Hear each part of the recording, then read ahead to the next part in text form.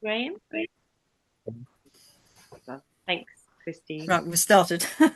Yeah. Hi, yes, yes, me as well. Oh, For Bill. some reason, I come up as Bill Ambridge, but actually, I'm Michelle Lavelle. Okay. Great. But I will mute myself and whatever. Okay. Did you want to tell us a bit about what's going on with you, or are you happy to Um, sit in? You don't have to. You don't want to. well, I'm a landscape architect, and I have long been a campaigner for Canopy cover. To such an extent that in Bristol, that led to the tree replacement standard, which is all about making sure that when there's development, if trees are removed, they are replaced with close to the equivalent canopy cover because it's not just one for one, and that those canopies then grow as those trees mature. So, yeah, and as a landscape architect, I wish I had kept count of how many trees I've specified and have planted on projects over the course of my career, really. And I encourage students that I teach to make sure they keep count.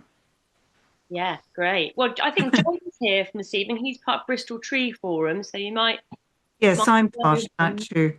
Yeah, great. Oh, okay. Welcome. Yes, we do know each other. Yes. Great. Thanks for joining. I should say this is December meeting, and this will be our last one until after Christmas. We might not do one in January. I don't remember if we normally do a January one, but so it might be the last one till February. So thank you for everyone that's come along. If you missed the beginning, Geo couldn't make it this evening, so Christine and I are going to be co-chairing the meeting, and then in a little bit we're lucky enough to have Paul Wood joining us. He's going to talk to us about his new book. So yeah, we'll just carry. If anybody, Graham, did you want to tell us a bit about what's going on with you or Yeah, situation? yeah, yeah. I'd love to. Just bear with me. I think I just want to throw that in because I've been kind of like feeling a bit nervous about this for some reason. Like, especially now you've told me it's on YouTube. No, it's all fine. I just thought I'd put that We're on a the very table. friendly bunch, don't worry. Well, Well, that's what. Yeah. I can Okay. So pause if you don't want to be recorded. I can no, no, no, pause. no, no. It's fine. It's fine. I want to be recorded. Yeah, okay. That's all good. Um, so I live in Lewis, and this is an issue regarding the Phoenix Development, which is a company called Human Nature. I don't mind naming them. I'm good with that because I've been amicable for like 2 years on this, and a line has been crossed. So anyway, um, where I got involved in a campaign um, about 10 trees in my locality, including home oaks and stuff. Um, and this has been going on for a year to 2 years. Um, their planning permission hasn't quite got through, and they're having some issues. I don't know, something to do with um, what I've heard is to do with donors and haven't quite got enough money and haven't quite got the planning permission. So there's been a delay in what's called implementation. Um, but um, I feel I made quite a lot of I feel I made good progress with the trees that I'm trying to protect, and had a few very good meetings, especially the second one with one of the managers. So suddenly, out of the blue, there's some trees, not the ones that I'm dealing with directly, but like very close by. There's a line of trees, and I suddenly see that half of them, the top half, about 10 trees, have been cut halfway through the tree. I believe there's a term for it. Oh, they've Um, just cut, they've topped it. They just chopped off the top bit. Not but top yet, half of it. It's Wow. like yeah, not just like the top of it. Like they cut the tree in half, all 10 of them. The How old are first the four, trees? Do you know, roughly? well, I'm just about to tell you. The first four are alders, and two of those were like definitely fully mature trees. I saw on Google that alders take 50 years to mature. The rest of them, I would say, are between 10 and 20 years old. Most of them, I would say, are about 20 years old. So there's 4 alders. Then there's a sycamore, which was a fully mature sycamore, a very big sycamore. And then there are about 5 hazels. Now, I know hazels can be very narrow, but these were like hazels with trunks of about 1 foot diameter. So, again, I think 10 or 20 years. And then the last few, also quite big trees, were goat willows. So now, this is why when Ali, when you said invited me to come onto the meeting, I thought, yeah, this would be good because you are tree people, and I can get some feedback about how right. Take a deep breath. So, can I ask who owns the land the trees are on? Yeah, that's what. It's not. This is not going to be a legal thing. It's they own the land. They can do what they bloody well like. The developer owns the land. Yeah. Okay. So this is not. I know there's no legal clout in this. They don't have preservation orders on the trees, but I still think I'm still outraged, especially given the reason that it's been done, which I'm coming to, and the fact that they are supposedly they put a green company. That's how they've presented themselves. Okay. I got this information from 2 sources. When I came there, what's going on here? I spoke to the tree surgeons, and they told me the story. And then one of the managers, the sort of general manager, got wind that I was really upset about it. Came and knocked on my door because I have been campaigning and working with them over the past year or 2, in a good way. As I said, it felt important to just stay. Anyway, heard that I was upset.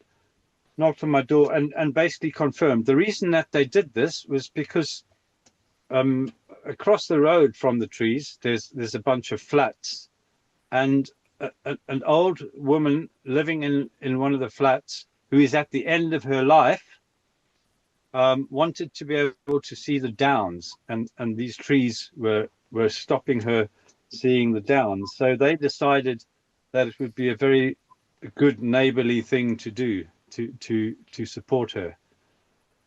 So there's a couple of things I want, and that is like your response. I mean, do you think, I'm making a fuss over nothing? No, I'm not making a fuss over nothing, definitely. But do you feel outraged like I do about this? That it's unacceptable. I know it's. If I can just say, like I'm not callous, but we all die. Okay, now are you there? Sorry to break that news to you.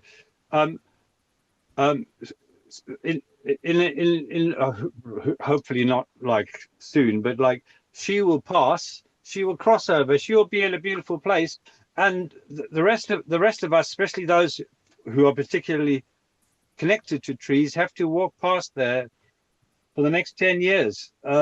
It's certainly a new one on me. I've never heard of that being used as an excuse. Right.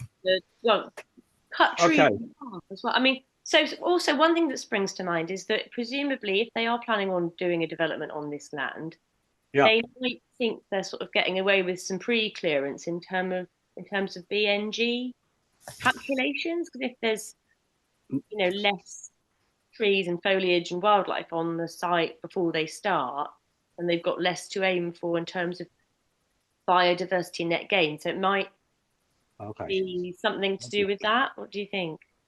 I've never heard of that. So the reason that I got involved in these trees going back a year and a half, 2 years, is because they put in their planning permission and they put in a tree removal plan.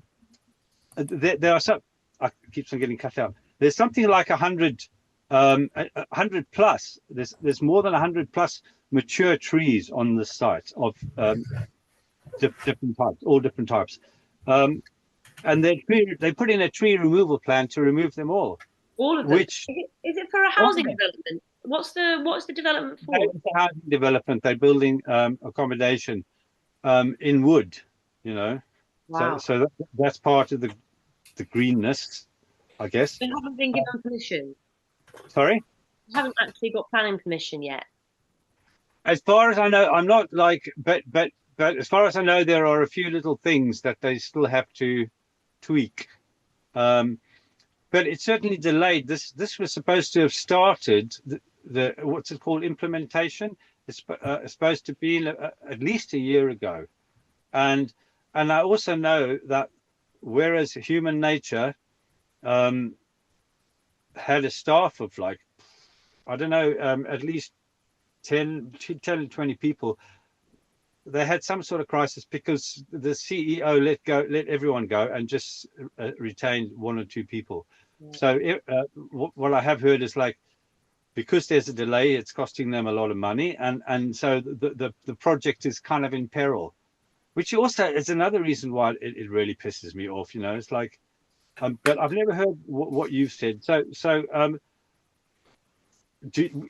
I carry on? Should I? I'm giving you maybe. Am I giving you? Well, we do have we are going to listen to someone else before Yeah, Paul's. yeah, cool. I mean, yeah, I mean, I think that's a remarkable story. I've never Yeah, heard of you. well, it's a nice way of putting it. Yeah, I can absolutely understand why you'd be cross. It's very difficult, isn't it? We had a situation in Plymouth where, unfortunately, a young man who was driving at night hit a tree, and the Right. council cut down 25 Oh, mature lime trees because in case someone else they drove into them, and obviously we were all outraged, but it's very difficult to be publicly outraged because the family were very vocal in their support for the tree loss. So it was it was slightly awkward situation, but which I think is sort of similar in your case, isn't it? I mean, Okay. Well, as we short of time, what I'm asking is like, I want some kind of exposure of this exposure. I want I was trying to kind of cooperate and work, but a line's been crossed, and I want some kind of public exposure. Like I'm thinking of an article in a local paper or something like that. But I don't feel like it's very effective for me to do that as even a non-professional. And so maybe any of you can advise me about who I can Hello, sorry, you keep on changing. It's all right. hey, we can still hear Technology, yeah, I love it. Who I can, who might be able to support whether this is something that we should take up or anyone is interested in taking up, who I yeah. can connect to, and how I can proceed, because I don't feel I will be very effective on my own. Are there any other tree campaigners in the list? Sorry, if I can just finish.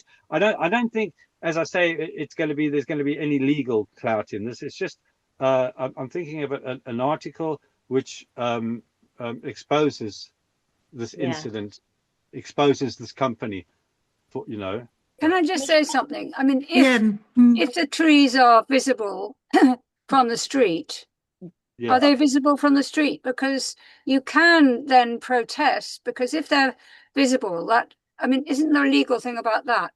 If they're in their own property and not visible from the street, sorry, what trouble called, there isn't a legal thing. But if they've actually depriving you of the pleasure of seeing these trees. Okay. Interesting. As far as I know, their land and their trees, they can literally do whatever they want with them, unfortunately. Well, Michelle? I thought, Ali, we protest, and when we look at planning applications around here in Finchley Park area, if it's visible from the, and Jeff will know this, if it's visible from the You're talking street, about amenity value. Yes. you can make a case, can't you? Oh, yes. But it needs to be visible from the street. We can also make a case if trees are in the back of a property because they're visible from lots of other properties. Okay, well, the visibility is very, very much part. That's why they've been cut down, because they're certainly visible from the street, and they're visible from the other side of the street where there was a flat that has nothing to do with human nature, and that's why they've cut them down, so that the person who wants to see the downs can see the downs. Look, can I make a suggestion? Yes, please. I would make a suggestion. You put together some 3 or 4 of the best pictures you can find, make of this, and you actually draft something. If you draft something, I'll be very happy to look at it. Fantastic. And edit. Yeah, and we can share it on our social we media. we can do that very easily. Sure. Yeah, great. That sounds great. You don't happen to be in a conservation area, do you? Sorry? No. You don't happen to be in a conservation area. It's the South Downs, but Lewis, the South Downs on either side. I don't know if that's a conservation. Because if you're in a conservation area, they do have to ask permission to fell any trees. It's in more than a conservation area, as far as I know. Lewis actually has international urban arboretum status. Well, and so Graham, do you know about your urban international arboretum status? Because the other gentleman I was talking to, I mean, surely, and we're also short of time, maybe the way forward is for me to write this all up and send it to whoever, like maybe the gentleman, and then those kind of details you can. Yes. Does that sound right? Does that sound good? Yes. I mean, we as a group can pick up with the things you might have missed. We can put it in the right kind of format. So who do I send it to? And are we talking about email or written or handwritten or? You can email me, Graham, and I can tag Jeff in. But I do strongly suggest that you actually speak to whatever group or whoever the guardian is of the arboretum, and ask to what extent that might affect it. Yeah, but you see, the reason I'm not kind of drawn to that is because there's already been a big palaver about this, because there was a big what's it called, petition and about the trees along the causeway. So I think first of all, I just want to get what email address are we talking about, Ali? Use the one that you've been emailing me. Have you spoken? You could always try talking to the people that organised the petition as well, because they might have some. Yeah, because we were close, and we were communicating a lot, and then she did get something. That was an individual. She did get something into the newspaper. She might have a link. She might know a journalist. Yeah, I'll get in touch with her, but I don't think, sort of just intuitively, that's going to go anywhere. Do you get the artist there? I was left kind of what I felt. The campaigning and all the emails and that I did. I was left feeling like pretty much on my own, which is part of the reason why, I'm looking for some other avenues to help. Yeah. I certainly understand that. It can feel quite lonely. I know what you mean. Oh, so Anne has just said in the chat, have you got before and after photos? That would be really helpful.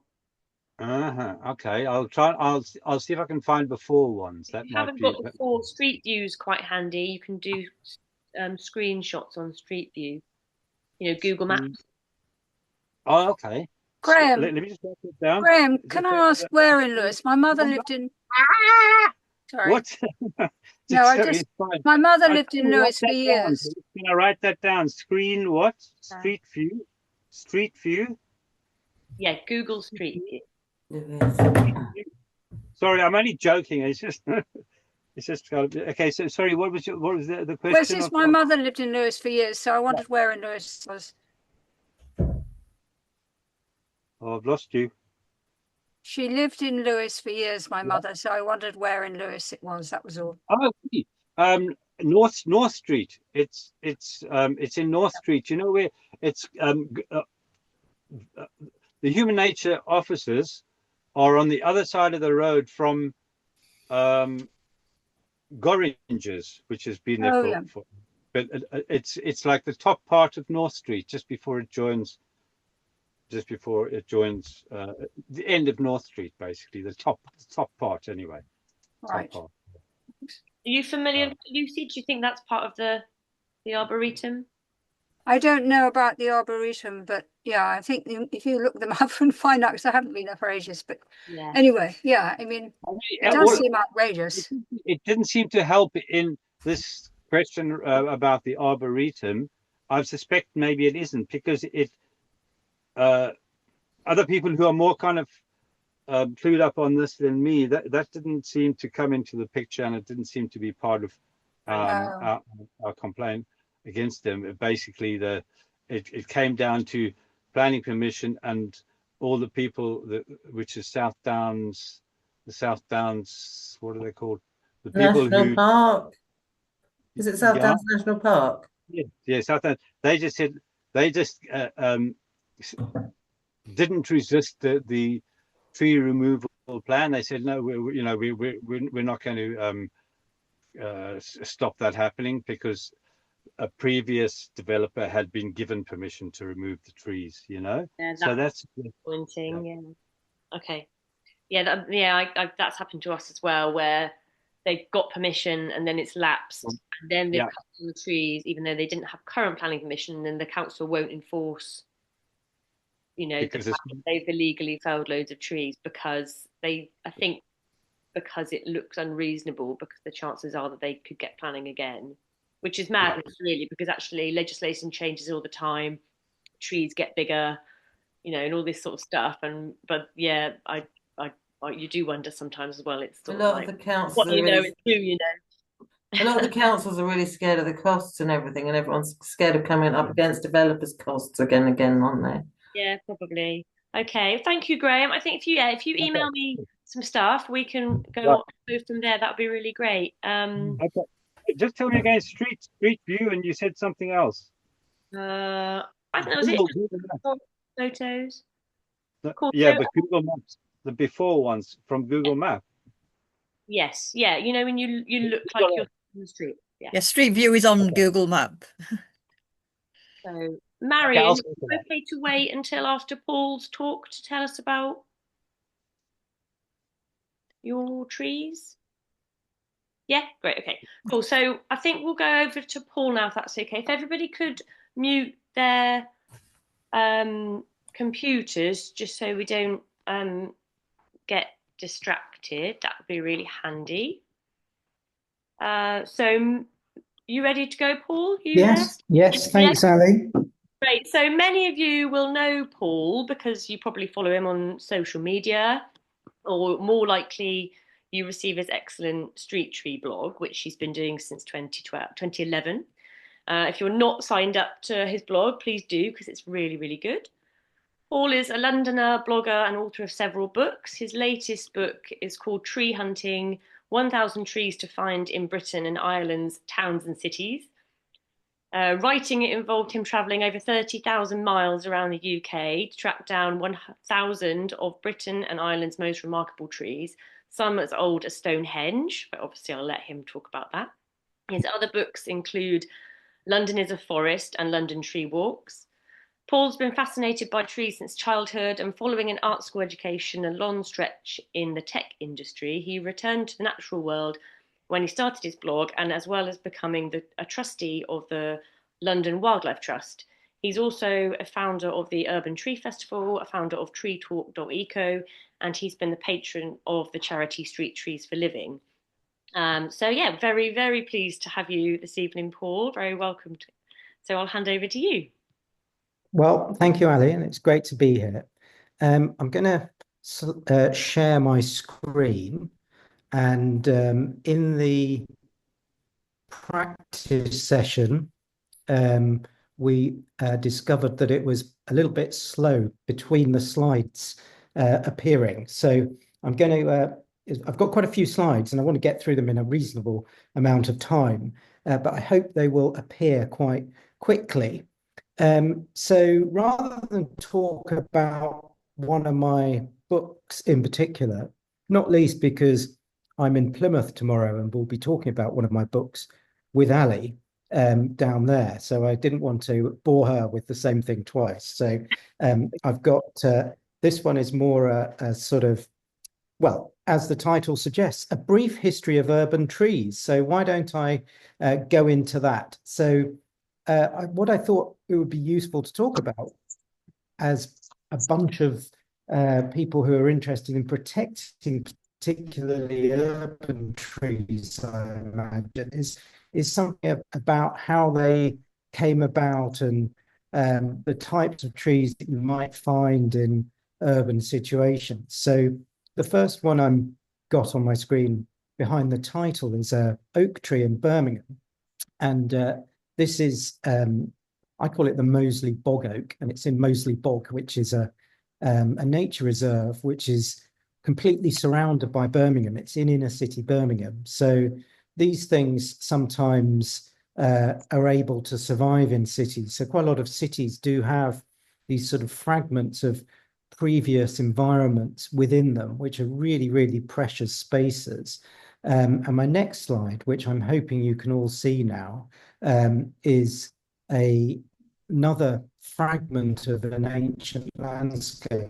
This is in Coldfall Wood in North London, which is some hornbeam sort of pollard stroke coppice stools, which are on a wood bank. And the wood bank is an ancient human human-made structure within this ancient woodland, which is literally thousands of years old, and the trees on it have been there for hundreds of years.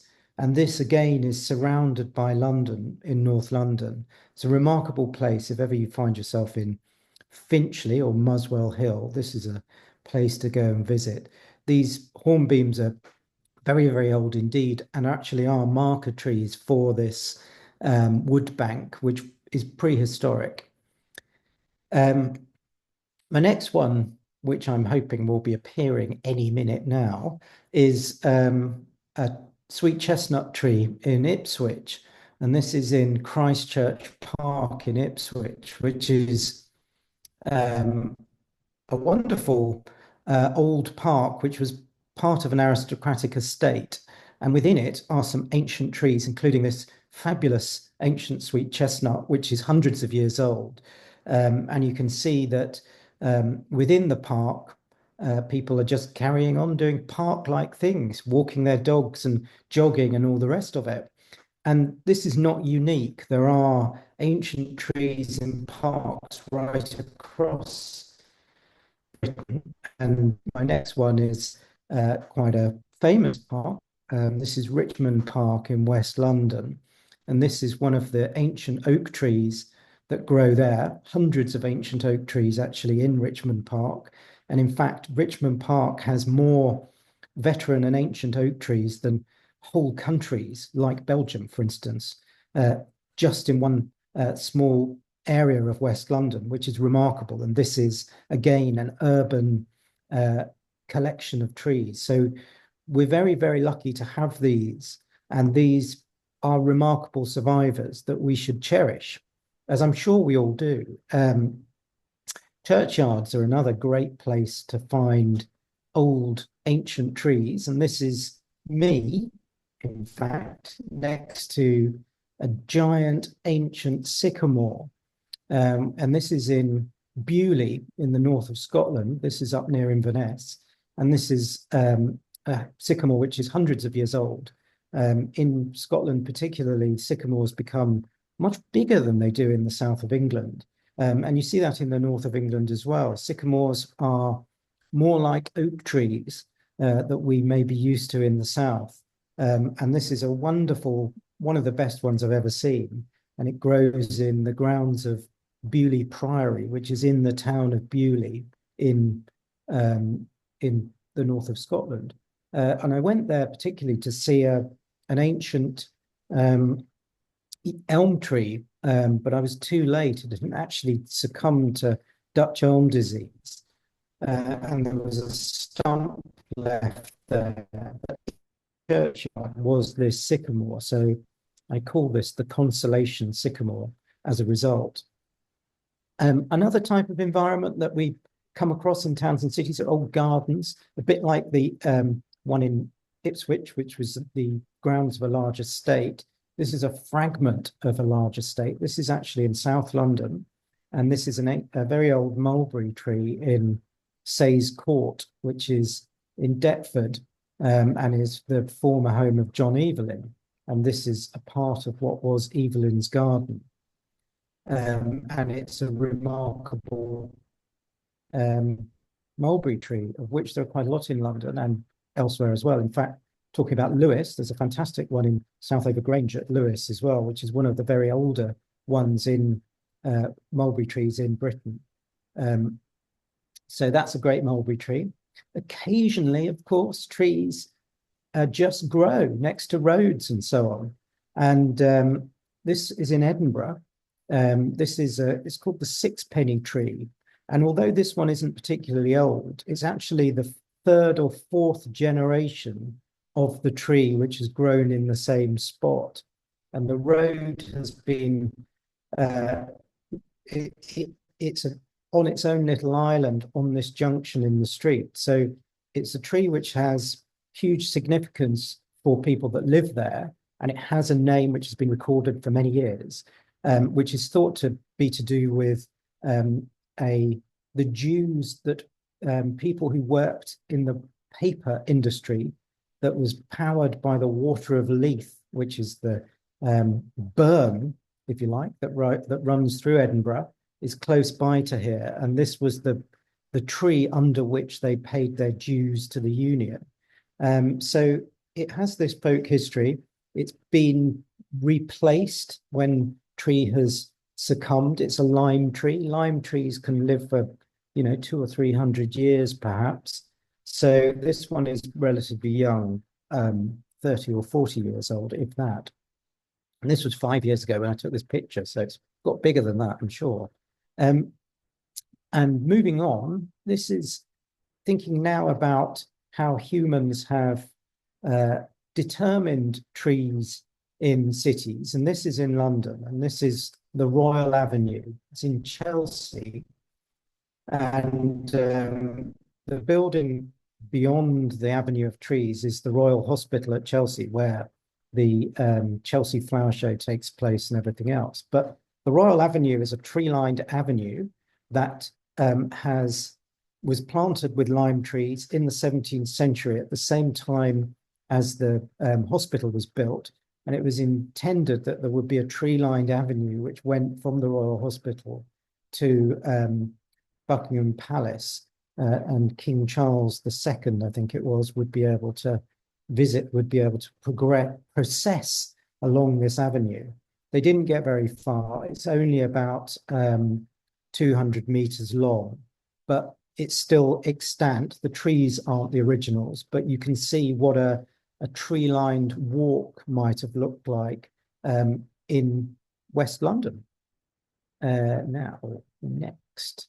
So as well as those types of what we might call walks, and you will find those in towns like Dorchester, Shrewsbury, Leicester.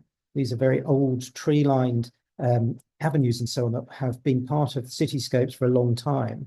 The next sort of thing after that was the Georgian squares. And this is a Georgian square in Leeds. This is Park Square. And whilst the trees, again, aren't particularly old, this is an old elm tree, actually, but you can see the Georgian architecture around the square.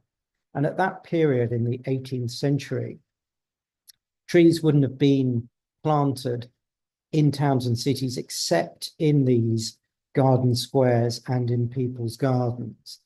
At this point, there was no conception of public parks or street trees. So these were the types of places in cities that you would see trees. The next slide is Berkeley Square in London. This is in Mayfair. And this is 1789. And we know that the trees were planted in 1789. So these are what London plane trees look like when they're 250 years old. And these are perhaps the oldest trees in the centre of London. So this again shows what those sorts of environments would have looked like. Again, this is trees in squares. And it wasn't until the 19th century that we started planting trees in cities in the way that we're probably now more familiar with them. And this is in Manchester, and this is Aytoun Street and the old Manchester Crown Court behind it. And it's a square which is lined with plane trees. And this is a Victorian square.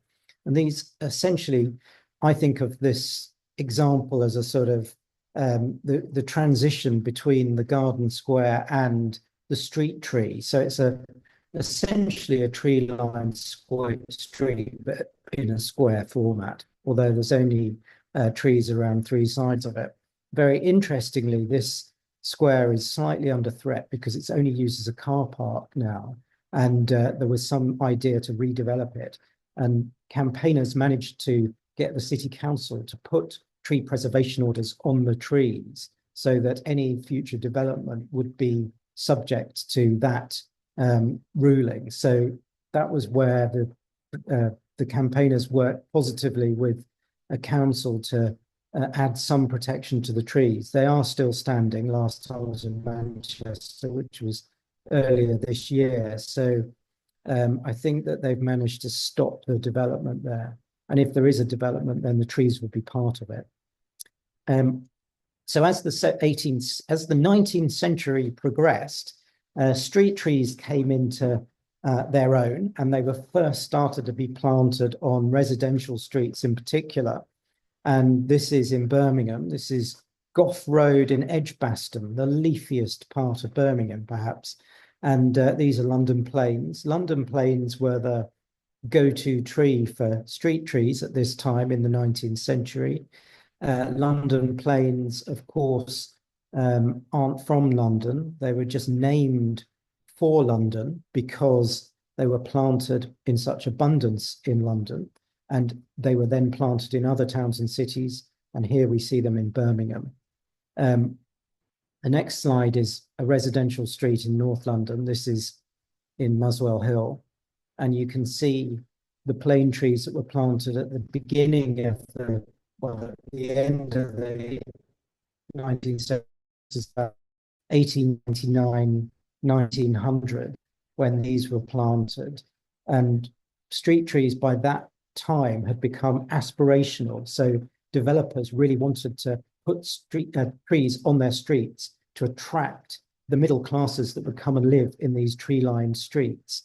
So they were very much seen as a positive part of somewhere that people wanted to move to. Of course, the developers planted London planes. London planes might not have been entirely the right tree to plant in all these situations because they do get so large, and obviously they have to be maintained to keep their canopies small. Particularly in London, subsidence is an issue, as I'm sure you're aware of from some of the campaigns which this group has heard about. So they have to keep those really, really regularly trimmed, which is a huge cost to the councils as well. And this is an example of what that looks like in the winter. It can be quite dramatic. This is in Millbank. This is the Millbank estate in Pimlico, just behind Tate Britain, in fact. And it was one of the earliest social housing estates in Britain, about 1900. The trees were planted at the same time, but because the buildings have been built properly, unlike a lot of suburban houses, the foundations are very solid, and the trees can thrive without causing any subsidence. So it proves that often the subsidence issue is actually to do with the buildings rather than the trees. And this is Nottingham. Nottingham was also has some fabulous plain-lined avenues, which was the result of the redevelopment or the growth of Nottingham in the mid-19th century after the city was able to, the Enclosure Act in Nottingham allowed the city to expand. Otherwise, it had been constrained for hundreds of years. And as a result of that, a whole series of green avenues were planted around the city, along with garden cemeteries and the Arboretum, which is a great feature of Nottingham. And these are all connected around the city centre. So it was thought the trees were very key to this development in Nottingham. All of those examples I've been showing you have been London planes. London planes were the Victorian go-to tree, but now we're in Brighton, and this is Hove, actually. And this, I can't remember the name of the street, but it is on my notes. I think it's Hove Park Road, perhaps. And in Brighton and a few other cities, elm trees were planted instead. And these are Wheatley elms, which originate from Doncaster, actually.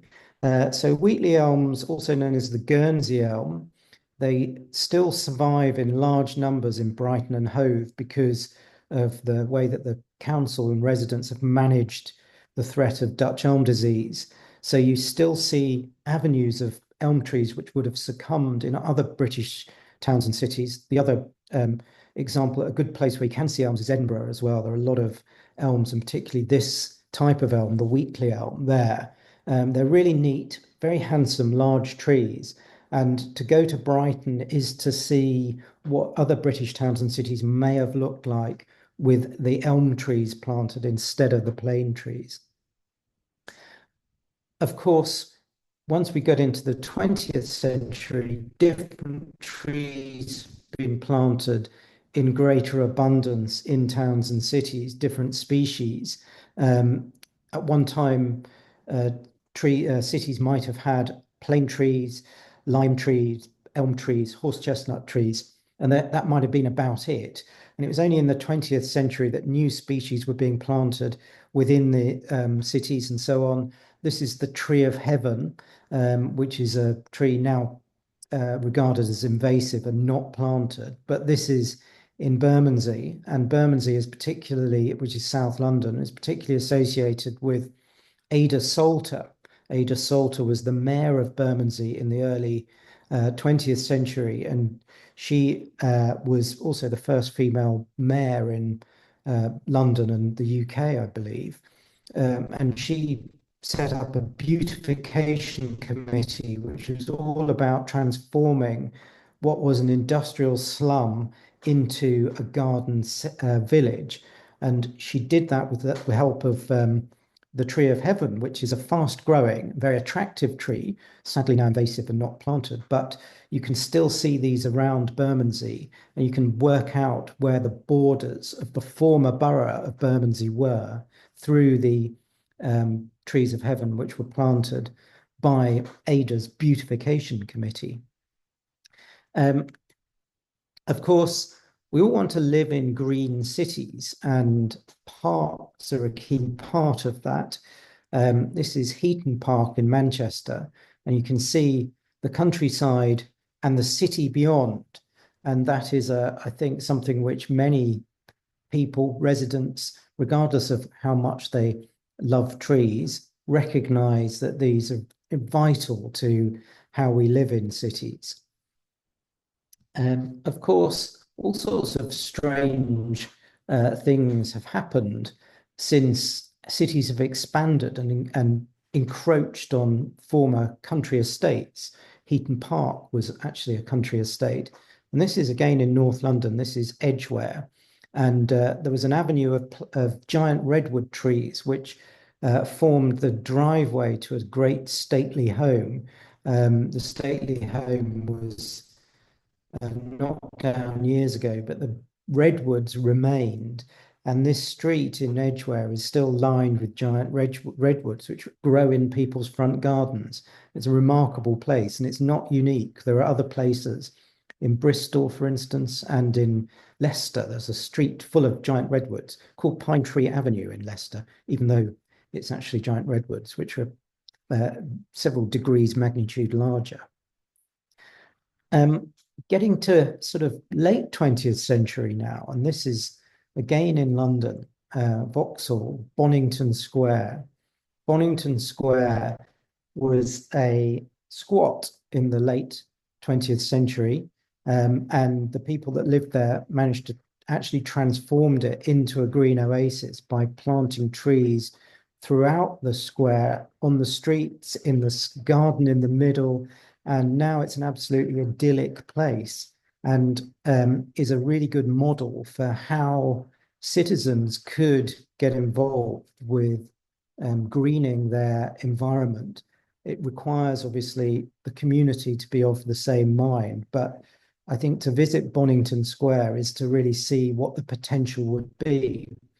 Interestingly as well, Bonington Square, the people who was involved in it was from New Zealand. So a lot of the trees and shrubs that have been planted there actually originate from New Zealand. So it has this really otherworldly quality of it about it. It's London, it's Britain, but it's also the South Pacific as well. A remarkable place. Recommend a visit. Street trees are being planted elsewhere very positively. So this is Liverpool, and that's the Liver building in the background, and this is Pier Head, which has been planted with dawn redwoods. So dawn redwoods are a deciduous conifer. They get really big. They will really add a huge and magnificent new dimension to this part of Liverpool in the future. And we're seeing this happening all over Britain, is that in some places, trees are being planted very positively. I know that's not happening everywhere, but there are good examples, and this street in Liverpool is a good example. Another good example is Hackney in East London, which again is a fantastic place to see how street trees have managed to turn what was a not very green part of London into an urban arboretum, I think of it, with an incredibly diverse palette of trees that have been planted. There are over 500 different species and cultivars which have been planted there. And in this picture, you can see two of them. First of all, this is a Clerodendron trichotomum, or a peanut butter tree, or a Harlequin glory bower. There's three different names for it, all quite obscure, but it has beautiful flowers which are wonderfully aromatic. And if you crush a leaf, you get the aroma of peanut butter. I kid you not.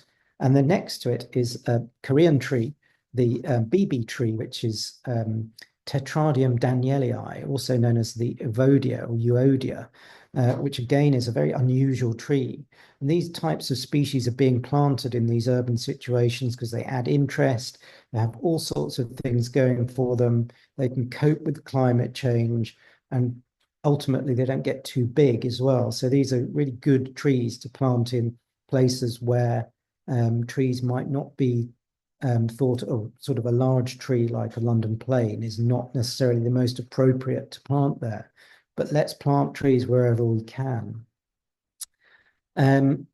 So getting on to a few places where trees have been less loved, and this is Sheffield, and this is Kenwood Park Road, I believe. This was in 2017, and you can see these wonderful lime trees which were have the yellow ribbons tied around them, which was during the Sheffield tree protests back in that time, 2017, I think it was, that I was here anyway. And it was like every other tree on this street had these yellow ribbons tied around them. And the reason the council gave for cutting them down was so inappropriate. And of course, the Sheffield tree protests have gone down in history. And in fact, the council has had to apologise for cutting down so many of these trees, and the means and the things that they did to try and dissuade the citizens from trying to protect the trees. Ultimately, they did cut down an awful lot, but many of the condemned trees were saved. And Sheffield has, as a result, embraced trees a lot more than it might have done otherwise. And I think the campaign in Sheffield was perhaps the latest, the most recent campaign in modern times that has had galvanized many other campaigns. So I think what happened in Sheffield was really important for how other campaigns could work in the future. It required a lot of people to get involved, but ultimately they were successful. This is a not successful one, unfortunately. This is the Happy Man tree, which won the Tree of the Year competition a few years ago, 2020, I think. And that was condemned in Hackney again. Interestingly, it was in Hackney. Hackney otherwise are great with trees, but they allowed the developer to cut this down, despite the upswell of opinion to protect it. And this is Chester in Southend. And I went to see Chester this summer. Chester is a fabulous London plane tree, the only one left on that street in Southend. And again, there's lots happening to try and protect Chester. And I think there's a lot of good arguments which the council are being presented with as to why they should protect Chester, because on one hand, their policies all state that they want to increase canopy cover, as most councils do, but then sometimes their actions don't necessarily reflect their policy promises. So that's about it. There's a brief run through a brief history of urban trees. Those are my books, if anybody's interested, and my Instagram and my Substack. And tomorrow evening, as I mentioned, I will be in Plymouth. So if you're in Plymouth, come and say hi. So that's it. Thank you very much for listening to me. Amazing. Thank you so much, Paul. That was so good. I just could have listened to you talk about all the amazing street trees in the UK for ages. I just sort of zoned out and was really just going along with it. I'm really, really like the idea of a beautification committee. I think. Yeah, well, perhaps Ada when Salter is tomorrow you can suggest that to our city council. Oh, I will do. Yeah. So and it's really interesting that you mentioned Happy Man Tree, because the Notice This Tree team are members of Canopy, and they came along to some of our earlier meetings. And Lawrence is here, and he's currently one of the people fighting for Chester and doing some really good work. I think we've met Lawrence actually. Oh, great. And obviously, you know Christine. So yeah, hi Paul, how are you doing? Good, thank you. Yeah, sorry, I'm in the middle of bath time, so I can't share my screen, but I'm putting my son to bed. So, but yes, it was nice to meet you, and great little thing you've done there. Lovely. Great. Well, thanks, and keep up. Hope you're having lots of positivity about Chester. Yeah, they're putting a TPO on it, or they've put a TPO on it. So time to revalue it with the caveat scheme and go from there, really. Great, that's really good news. If anyone's got any questions, just pop your little yellow hand up or sort of waggle your hand around and we'll get to you. I mean, I've got a question, Paul, if you don't mind, which is, why do sycamores get so big in Scotland? What's going on? Well, it's very interesting, actually. I mean, I think sycamores are often regarded as non-native, and this is a huge discussion which has been ongoing in the sort of conservation world for many years, that sycamores arrived after the Ice Age. But there is some thought that maybe sycamores are native in Scotland and the north of England. That's unproven, but when you see these sycamores and there are quite a few really, really big sycamores particularly in Scotland, you get the impression that they've been there for a very long time, and people have known what they can become. I think it also shows that the climate, because the sycamore is a tree which will grow absolutely everywhere throughout these islands. I've seen sycamores in the Shetland Islands and on the Scilly Islands. They grow everywhere. As every gardener knows, they will grow in your back garden very, very readily. But I think they particularly like the climate of the north. So they reach magnificent sizes in Scotland in particular. Great, wonderful. I'll have to go and see them. Vasily, would you like to ask a question? Paul, I thought that was absolutely brilliant. Thank you so much. The photographs were amazing, and the whiz around the country was fantastic too. Thank A quick question regarding planting new trees. Given the kind of really wide range of trees that we're now seeing urban tree officers planting and choosing, do you think a case can be made for putting a label on each one to tell us what they actually are? Because well, some of the examples you used are trees that I'd never heard of, and it would be a good way of educating the public as to what they're walking past. yeah, well, I absolutely agree. I think that would be a fabulous idea. And often when they get them from the nursery label will be left on, and some councils take them off and some councils leave them on, and they often last for a year or two. And I am the first person to walk around and scrutinize those labels if I don't quite know what something is. But I agree that maybe there should be a better way to understand what they are because people are really interested. Labels on trees would be a really good idea. Certainly, I have been involved with Street Trees for Living, which is a charity in South London that plants street trees in the borough of Lewisham. And they put labels on all the trees they plant saying what they are and so on. They have a QR code so you can find out more. That's something which we could do. It's something that we could do in a guerrilla method as well. Why don't we put our own labels on? And then obviously the other one is digitally, and something which I've been involved in as well is being able to plot them on maps. But obviously that requires the data from the council to geolocate them and good data as to what they've planted, so that can be populated on various online resources.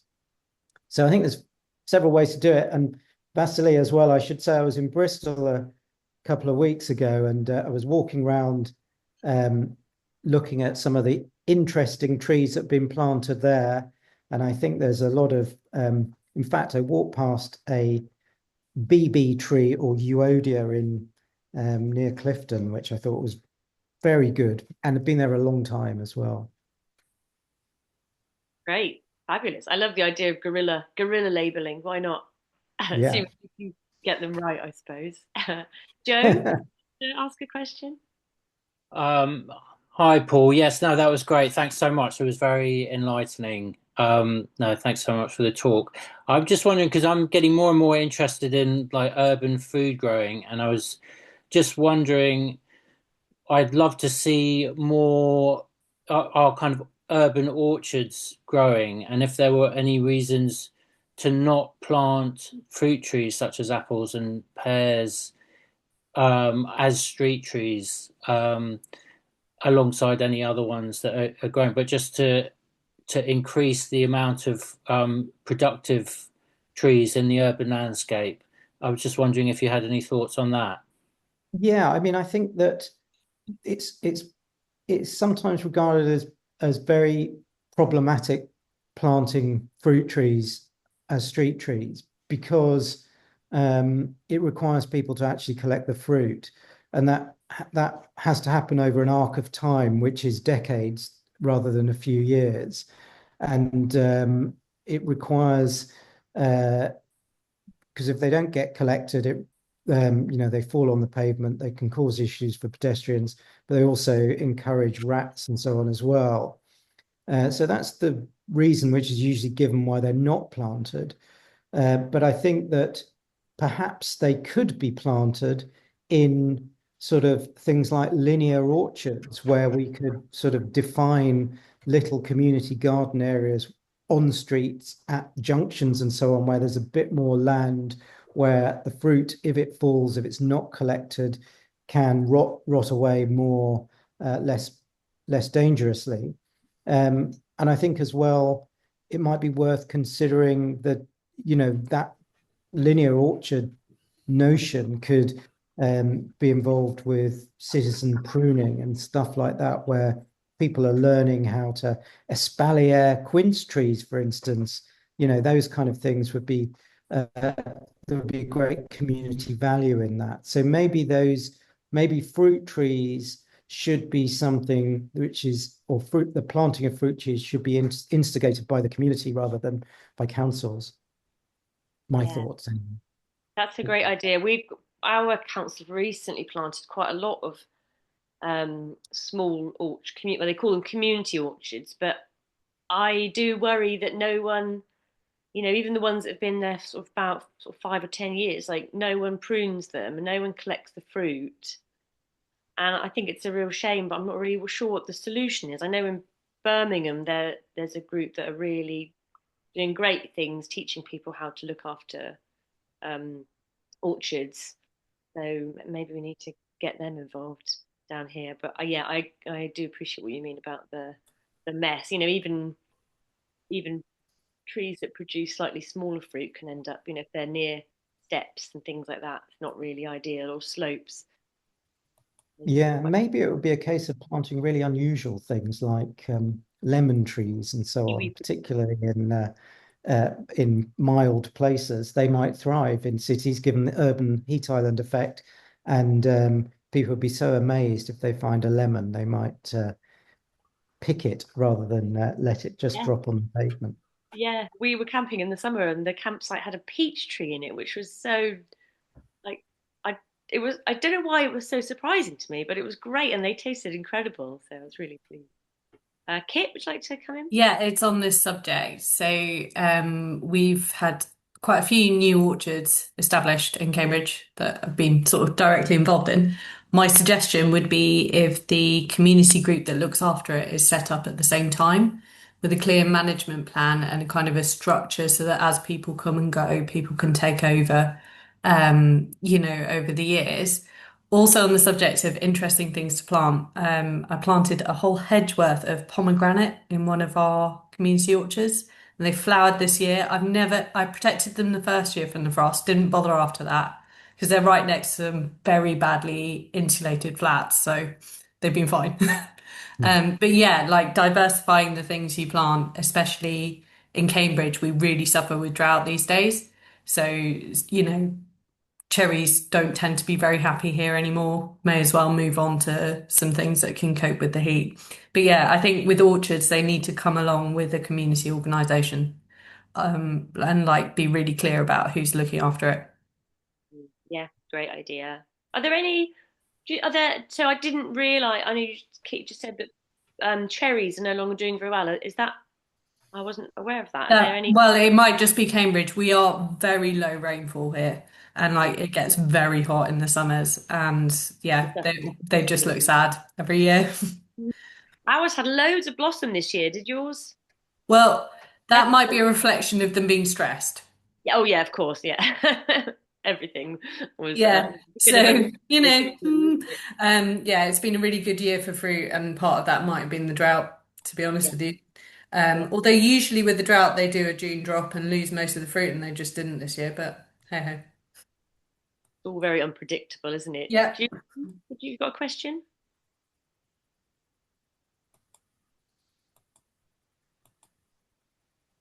Julian, you? Oh, sorry. Wait, go for it. Oh, you've muted again. In Europe, you can find fruit trees planted in the streets in Greece and Spain, places like that. I don't really see this as an insuperable problem.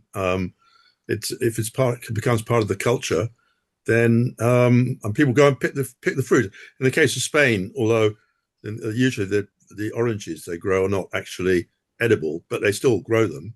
And in Greece, they are certainly edible. People go out and pick the oranges. I just think it's a case of what culture you live with. I think their councils usually collect them definitely in Spain, like the local authority will come and collect them, whereas here, local authorities would be a bit less excited to sign on for that, I think. Oh, Julian, you're muted again. I think it is a matter of culture, but I think if there are situations in which people will actually take advantage of stuff which is growing in the street. Anyway, that's enough. I do have to just chime in on that because actually fruit trees don't really have the stature that is needed to mitigate the urban heat island and cast a bit of shade over the tarmac in streets. So I think apart from the fruit problem, I think there's actually a stature problem and size.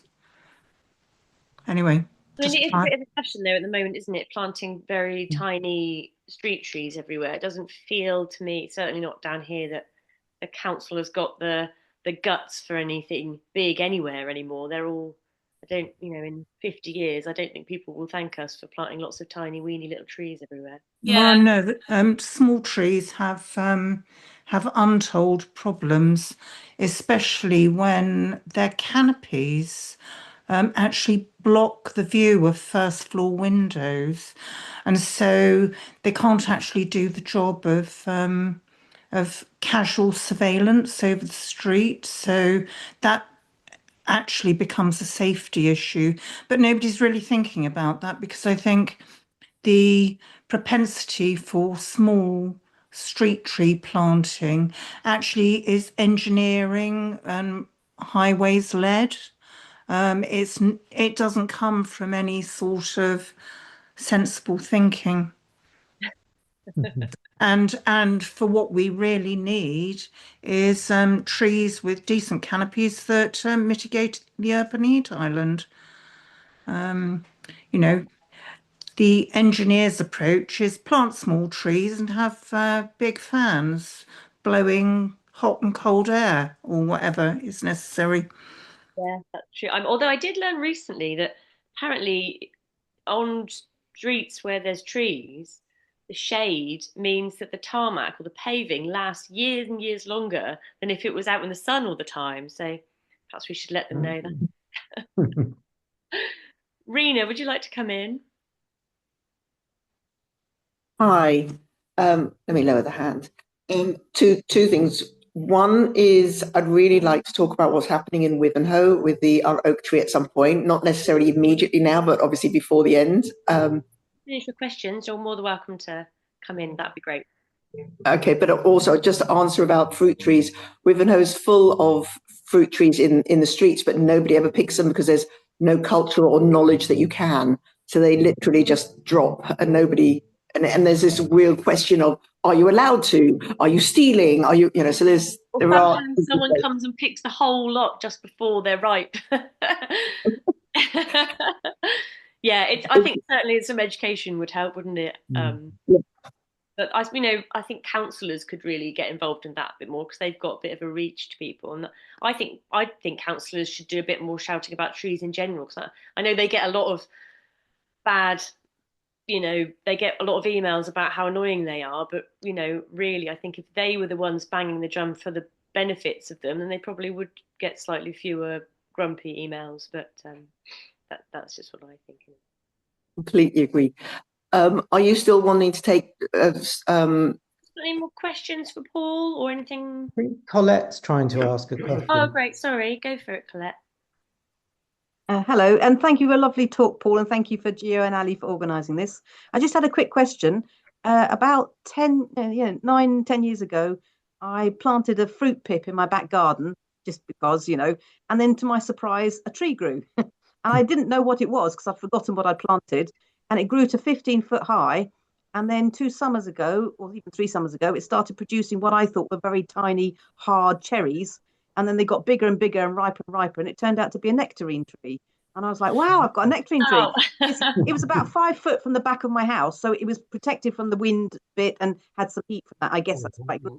And then to my utter horror, in the really hot summer we had in 2023, the tree died. And I hadn't realised how much I needed to have watered it. And I've left it because I can't bring myself to cut it down.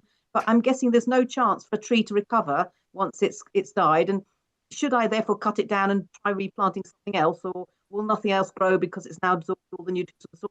I don't know what to do, but I'm finding it so hard to even cut it down. But I think it's dead throughout now. Everything's dry. Plant another. Sorry. Plant another. I was just going to say, I've seen people in their gardens, they grow a creeper or a climbing something like a passion flower up a dead tree, and it looks really great. So you could, if you really can't bear to I cut can't. it Yeah.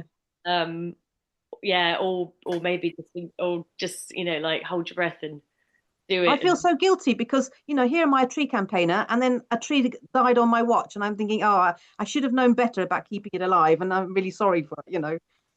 you'll know better for the next one, maybe. Yeah. Okay, thank you very much. Sorry, Paul, did you want to come in there? Or? I was just going to say, plant another nectarine in a pot, and then when it's big enough, you might be able to bring yourself to cut down the old one and plant it in its place. That's a great idea. Great, cool. Well, I think that looks like the end of. If no one's got any more questions, that's super. Thank you so much, Paul. It was really wonderful. You're more than welcome to stay for the rest of the meeting, or if you have to go, that's fine. But yeah, but don't forget, everybody, to make sure you sign up to Paul's blog and have a look at his books, because I'm sure they're just as interesting. Great Christmas presents. Great Christmas present. And if you're a Plymouth tomorrow, come along to the talk. Rena, I think you want to ask Paul a question about, well, you're the Wivenhoe, aren't you? So you wanted to tell us about the old King George oak? Indeed, old King George oak tree. I don't know how much all or any of you know. I know we've been on and spoken before, but I don't know how many people know about it. I just want to know what sort of level to pitch this at. A brief idea of what's happened and where and when. Okay, so there are the tree is in the middle of a car park, or on the edge of a car park. It is the only tree in the car park. It actually forms, I believe, part of the original boundary of one of the estate homes in the area that was then passed over to be parkland, and the one part of it became a car park. So it's got quite historical value.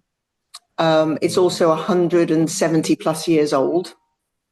Nearby, there is a row of terraced houses of which have movement. There is no disputing that the houses have movement. The houses are also, the other side of the house they are on a siding of a railway, a very, very steep siding. I mean, we're talking like a 45-degree slope from the house down to the railway. And then a sheer drop down to the railway, because there's an embankment there. The railway, the composition of the land is that on one side, it's a mix of clay and sand. So at one point it's sand and another place it's clay. It mixes back and forth. So these houses have sand on one side and clay on the other. You're muted, Ali. Are you talking to it? Jeff, I think you're playing some music and it's kind of cutting it over. It might be. I can't actually turn the music off. I can go and ask for the music to be turned off. I thought it was Jeff. Sorry, go on. No. Right. Is that okay? Can you hear me? Yes. Sorry. Go on. I thought that if I come closer to the screen. So the Aviva. Okay. So the houses have very shallow foundations as well. I mean, very shallow. They're less than a meter.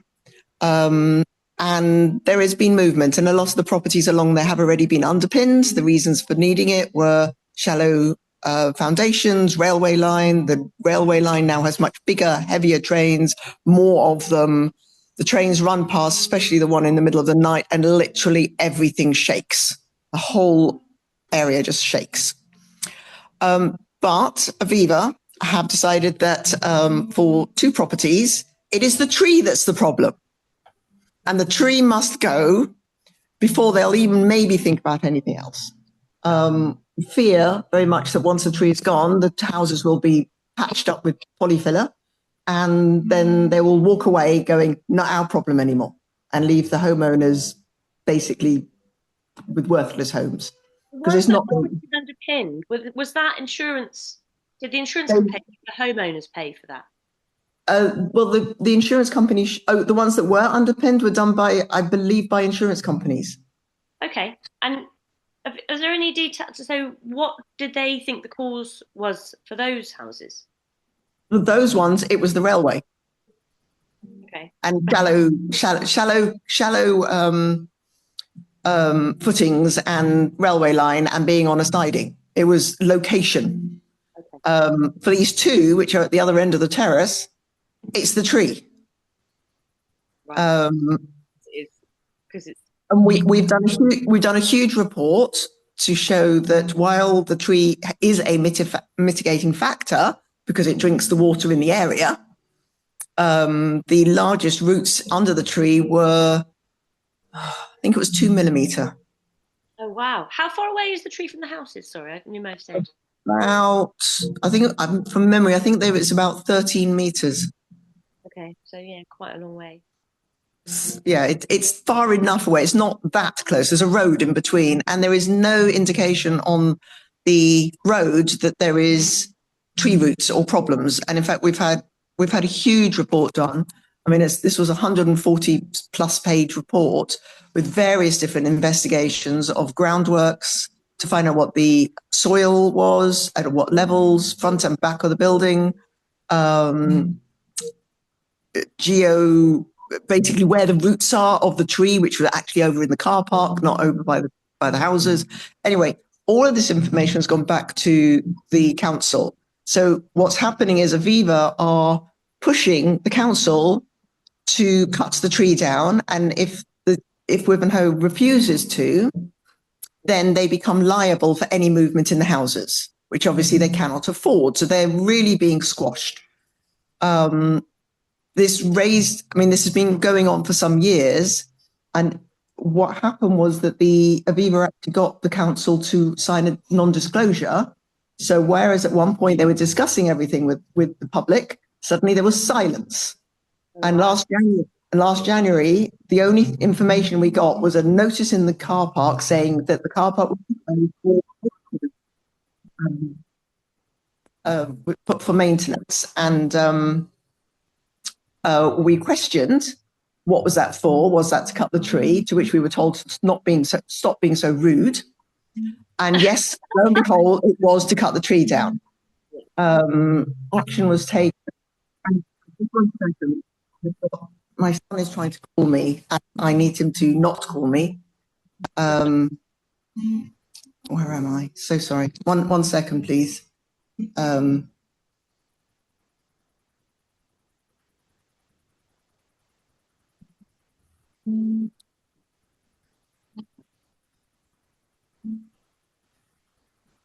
Hi, sorry about that. Hopefully I'll get back to you in a minute. We ended up sitting vigil under the tree. There was a number of people. We ended up sitting under the tree throughout last January and February, 24-hour vigil, and we're allowed to do this report, which we've done, and then the council have been deciding on it. The council have continuously not give information. Aviva have constantly not give information, and they've recently come back to us with, yeah, there are reports. We've decided that all the reports that have come that we've been given from independent advice, all which says Aviva confidential at the top of it, this is independent advice, means that the tree must come down. So we're like, where's the proof of this? Show us the information. And they're like, pardon what? And they're looking at cutting the tree by the end of February. Oh no. So we're like, this has just happened. We've put together, and we're actually having a protest outside Aviva next Tuesday. I can send you through the information if you can pass it on. The more people that can come and support, basically we're pushing Aviva to be open and transparent. Aviva are one of the companies that say that they are green company and they are environmentally friendly and they are this, that, and the other, and this is their slogan and whatever. And we are calling them out at greenwashing. Yeah, well, this is often the case, isn't it? Yeah, they don't really understand. Yeah, so we're all back on tenterhooks. We're really hoping not to have to go back out and sit out in the rain again, like we did last winter. And also, we're concerned that if we do, they'd already talked about injunctions for people, and because we sat there for 5-6 weeks last year. Yeah. Gosh. Joe, did you want to ask a question? It's not really asked a question. It's just to kind of comment on it because there's a lot of similarities, it sounds like, with the Oakfield Road tree that we were trying to fight. And Ali, you might be able to help me. I can't remember. There was a lawyer who spoke on here a while back about subsidence claims. And I can't remember her name, but one of her, Alice? Alice, good enough? it might have been Alice. No, you're right. It was Sarah Dodd.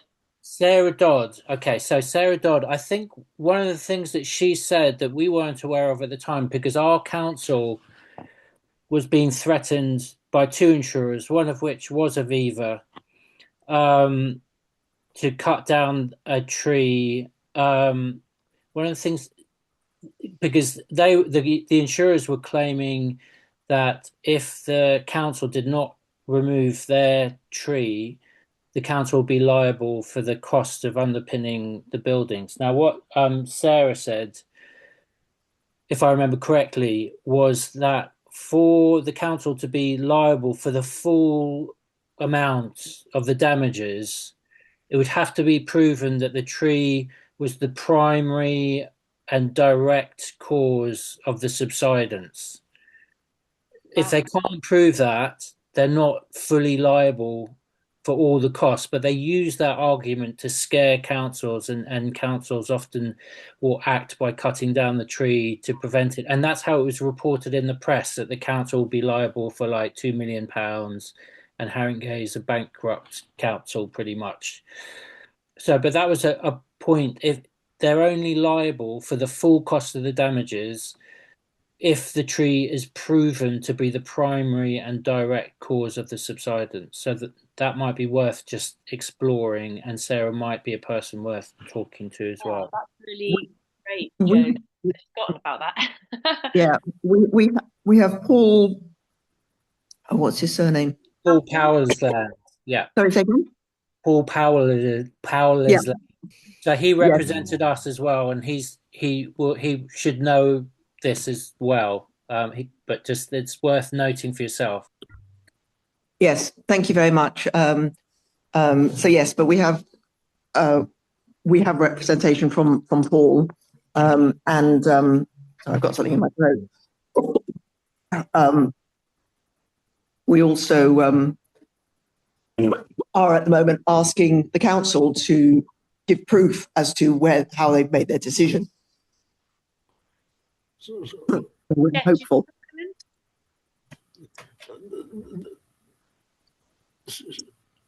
We are actually in discussion with the council. So sorry, I'm coughing. I'm just going to mute myself while I cough. Okay. Jeff? Yeah, the essential thing is that you get all the evidence, because whenever I've looked at cases where I've had all the evidence, you can generally pick flaws in the evidence, which means there isn't a cast iron case for felling the tree. There are nearly always flaws. And one of the biggest flaws there usually is if they dig trial pits and show there's desiccation, but there's never a control pit away from the tree. So that just doesn't stand up as good scientific evidence. Unfortunately, though, I think in a lot of cases it depends a lot on how sort of brave your tree officers and your council is. Ours aren't.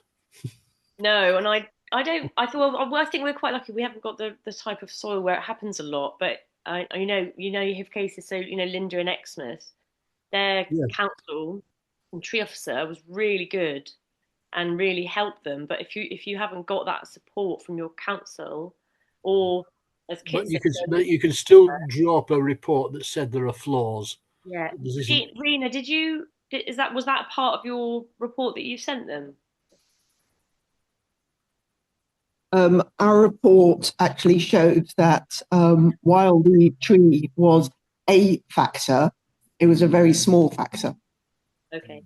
And that there were many other mitigating circumstances and other things, and that chopping the tree down, we kept asking for proof of, if they chopped the tree down, what would the effect of heave be on those properties? What would the effect of the fact that it's sand be on those properties? Because actually chopping the tree down could well do far more damage than good. Yeah, And they've never come back with that, and they've just gone, oh, we've done investigations, this is the answer. And it's like, well, show us why that's the answer. Oh, it's all privilege, you can't see any of it. It's like, why is soil type privilege? People's names, people's addresses, yes, but and in fact, even one of the owners of the houses there are two properties. The owners of one of them are fighting Aviva to not have the tree cut down. They want their house underpinned. Yeah, of course you would, yeah. So Colette said that there's case law where the value of the tree is greater than the cost of the underpinning, the insurers must underpin and retain the tree. She's going to share that case law with us. So when she does, I'll send that over to you. Yes, please. And this is also part and parcel of what we're trying to show, is because the tree has a value. I can't remember exactly what it is, but it's over 100,000. Yeah, I mean, that would be a conservative estimate as well, I imagine, if it's 170 odd years old. Yeah. Gosh. Oh, I'm very sorry to hear that. It just feels like this is just going on everywhere, and it's just going to get worse and worse, isn't it? The subsidence issue. Yeah. It really feels like now the government needs to step in and deal with it, because, I applaud your efforts to put pressure on Aviva, but essentially I don't have any faith in big companies like that really doing anything that won't benefit their shareholders, unfortunately. Well, we're trying. That's all we can do, is to try and to keep pushing and to write. We've got the press involved. We're writing to the council. We're asking them for, I can't remember exactly what it is, but we've asked them to disclose stuff on freedom of information, and also IOU, which I'm not sure what that one was. IOR. Anyway, there was another. Yeah, yeah, possibly. So we're asking, we're pushing, we're holding up the That process. would already be gone by now had you not been doing your best. So I mean, that's amazing. Well done. But if I can send through the information of what we're doing, can you circulate it? Absolutely, yeah. And anybody that wants to join us, I mean, we have quite close contact with the people that are supporting Chester as well, Chester Tree. We kind of link in with them occasionally, or we try to. But yes, the more people that come and sort of shout at Aviva to talk to us, the better. Great. Paul, do you want to? You're mute. I was raising my hand on behalf of Colette. I wasn't sure if you didn't want to talk and was just happy. But obviously, if she would like to say something, I was wondering. And you're waving. You're on mute, Colette. Oh yeah, come on, join in. Sorry, it's just I don't know how to do the yellow hand thing. I haven't figured out where that is. No, I don't know how to do it either. So, sorry, I'm a bit old for these things, But anyway, first of all, to say it's worth, and I think I'm going to have very good grounds to challenge CAVAT being used as a valuation tool, because I've read it extensively, and it stands for Capital Asset Valuation of Amenity Trees, and it's written into all the legislation that council officers will use CAVAT to value trees when there's a situation like this for underpinning. Everybody uses CAVAT.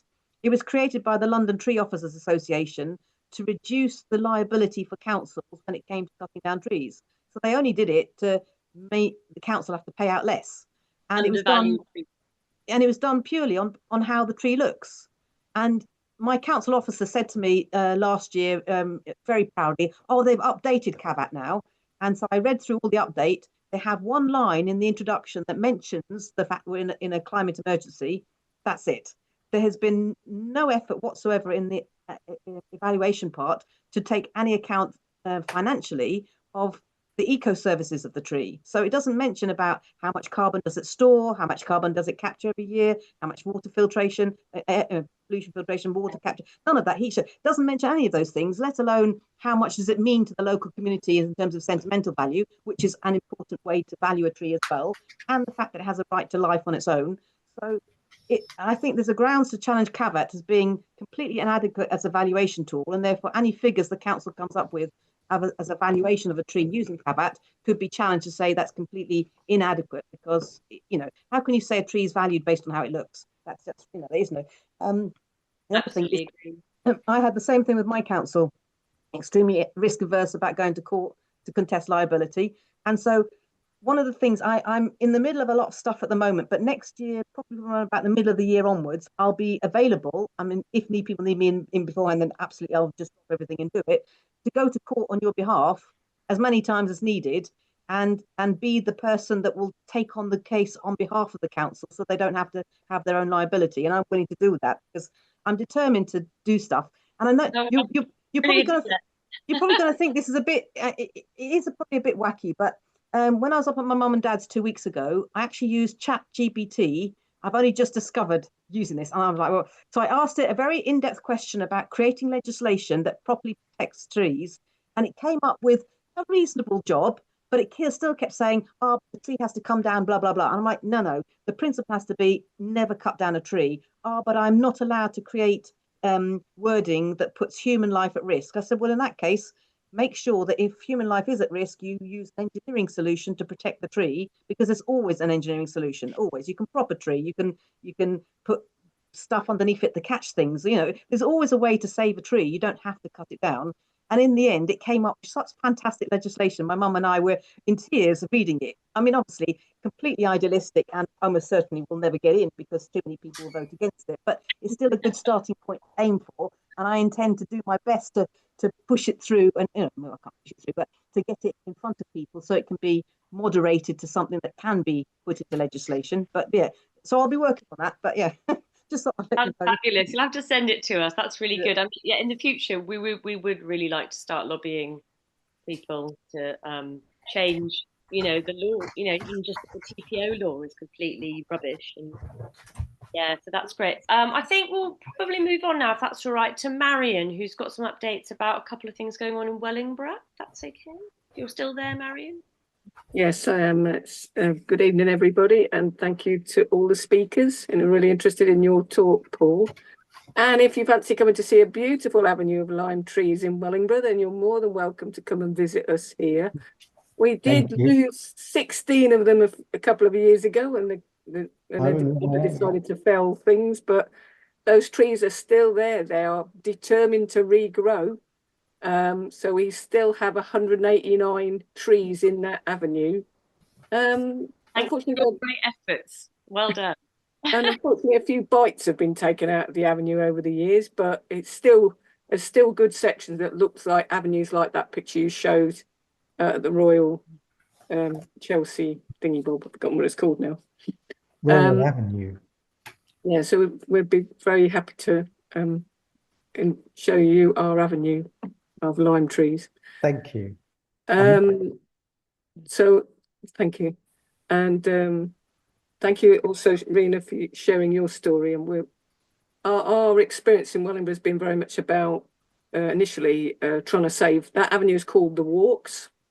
And we're trying to save a section of the Walks that was at risk and is still at risk because a new road is supposed to be coming through, but that is really grindingly very slow now. So, but we're still on the case with that. We set up a group called Wellingborough Walks Action Group, and we took the council to court for allowing 16 of those trees to be felled to the High Court, which we won.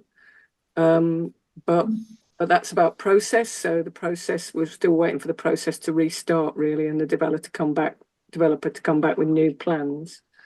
But yeah, and Rena, you were saying about legal action. I don't know if you're taking legal action, Rena, but we've been supported initially by Paul Powsland, who got up a tree for us, climbed up this tree, sat there all day, had 3 million tweets, telling everybody about the situation, and basically, helped us to pause that felling at that time. And then we worked with Alice Goodenough and her colleagues, who helped us to take the case to the High Court and win. So there's some really good legal teams around. And really, yeah, I mean, there's so much of all these dimensions that actually trying to get legal advice about all the different aspects is a really good way to go. It doesn't cover everything, but it does help us to to challenge. And really what we've been doing, both for the walks and now some other things that are happening, has been just trying to learn and understand legal process that councils should be following. And they don't seem to be. So so one of the things that's happened more recently, and I just want to say a massive thank you to everybody that's been helping me through the Canopy group in the last few weeks. Some trees were under threat in our town, some street trees. I think there was 4 of them. They're definitely over 100 years old, if probably maybe 120, 140 years old, by a house that was put there in the 1960s or 70s. And then we heard that the trees were just, a notice went up by the council. We heard they were just going to be felled. We didn't know about the duty to consult thing, but thank you to members of this group. I learned about that, and also I spoke to Alice, our solicitor, who also helped us to know that rule. And so we went, eventually I managed to get to speak to someone at the council, and it wasn't easy, someone who might actually be involved in the work. And we said, you can't do this. You can't just put a felling notice up and pretend it's consultation when there's no word. It's not even mentioning consultation in the notice. Eventually we managed to get to speak to someone from the highways section, and they acknowledged the problem. So they've now taken down the notices for felling. They're going to consult with other people within the council about a common strategy on street trees. And then they're going to put it back up again, probably a notice. We don't know whether it's going to be before or after Christmas. So we've, as Paul said to us in response to some of the questions I was putting on, Paul Powsland, that is, we've kind of been thrown into the land of insurance claims and subsidence, and pretty terrified now because there are thousands of street trees in Wellingborough, which are even closer to housing than the ones that were identified and targeted. And we're pretty baffled about what to do other than just try and learn about all these different processes. So I think that what did come up, even though we haven't sort of got into the detail of the case because of the pausing of the felling process, is the question of, is it right to fell those trees anyway, even if you can prove that there are tree roots in and around the foundations of the particular property? Would it be a good decision to do that given the chance, because we have very heavy clay soils here?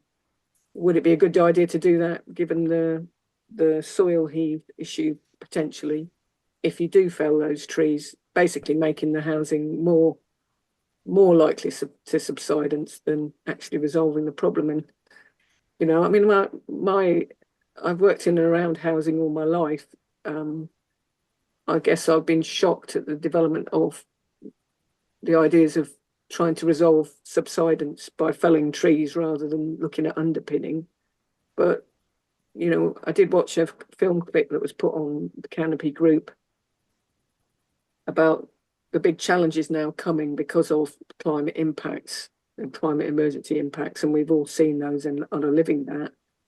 So I think he's trying to put across.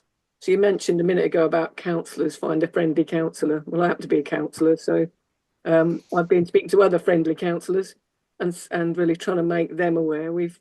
Our council's recently been taken over by Reform, but some of them are listening to. I mean, they passed this blooming motion about putting the net zero thing back 20 years, but I think when they understand their responsibility as councillors, they will start to see that actually there are many areas that are going to affect their work directly and affect the budgets of the council if they do not think of positive actions in terms of lots of things, but particularly in terms of subsidence and the potentials of subsidence from the trees that are under their control. So yeah, I mean, it just any feels tree is under anybody's control, but you know what I mean.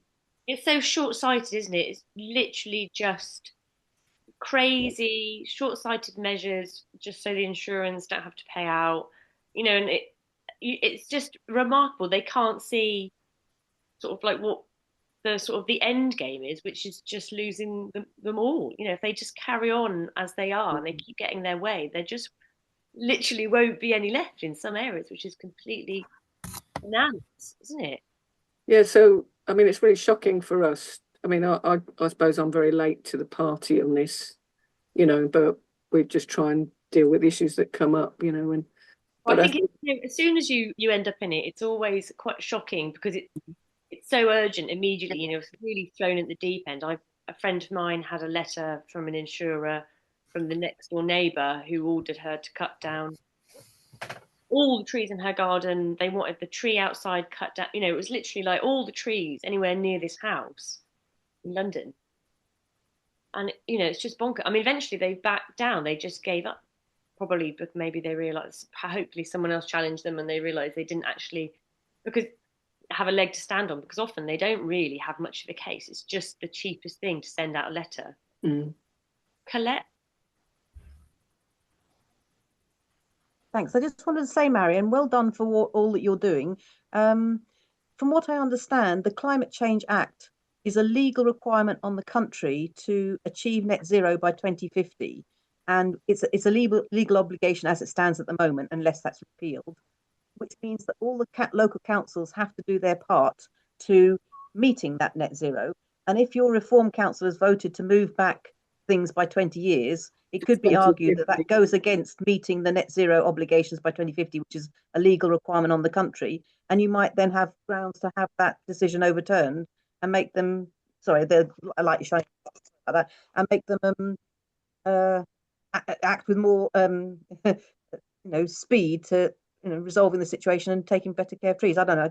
I don't know if that's useful for you, but just wondered. Yeah. well, they moved it from 2030 to 2050, so they're still legally compliant if they're aiming for that. But I think hopefully the experience of being in charge of the council will open their eyes to the reality of their responsibilities, both in terms of supporting communities, but also in terms of helping manage the finances. This same group of people have come in saying, oh, they weren't going to increase the council tax, and they're seeing very, very easily and very quickly that they cannot not do that.